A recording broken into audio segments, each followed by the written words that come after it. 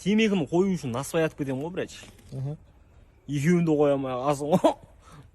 Райондағы бақош, братан. Кеше үйде қызып болады.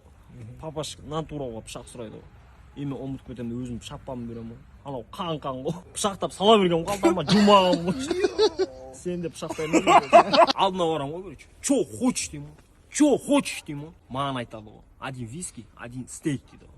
Жайшама, братан. Официант екен ғой, брач. Шығып кеткенсің ғой. Братан, конкретно өзің үйреткенін істедік. Жазып жіберіңдер ме? Иә. Папаш келді ғой. Не болды, братан? Бармай ақ қойсын да шаня. Братан, просто қыздар ғой. Арасында ерке есім ағам болса ше.